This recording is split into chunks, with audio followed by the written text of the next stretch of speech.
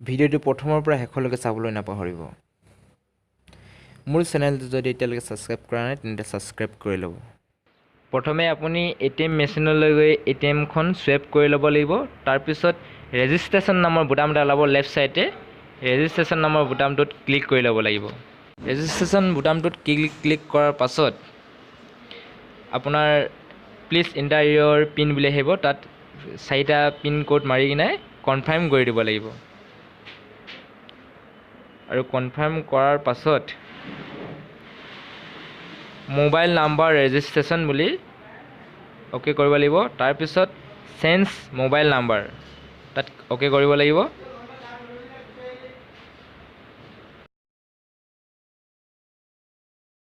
তাৰ পিছত এন্টাৰ ইয়ৰ new mobile নাম্বাৰটো লিখি কাৰেক্ট আছে য'ত তাত ওকে কৰি দিব লাগিব তাৰপিছত আপোনাৰ মোবাইললৈ পুৰণা নাম্বাৰটো আৰু নতুন নাম্বাৰটো এটা OTP আহিব 567676 নামত আৰু এই নাম্বাৰটো প্ৰত্যেকবিলাক বেংকৰে বেলেগো হ'ব পাৰে আপোনাৰ মোবাইললৈ OTP আৰু ৰেফাৰেন্স বুলি SMS আহিব সেই SMSটো 567678 এই নাম্বাৰটোলৈ সেন্ড কৰি দিব লাগিব এই এনেকৈ স্ক্ৰীনত দেখাই দিয়া নিচিনা এনেকৈ মেছেজ আহিব আৰু সেই নাম্বাৰটো যিটো নাম্বাৰ প্ৰত্যেক বেংকৰে বেলেগো হ'ব পাৰে সেই নাম্বাৰটো সেন্ড কৰি দিব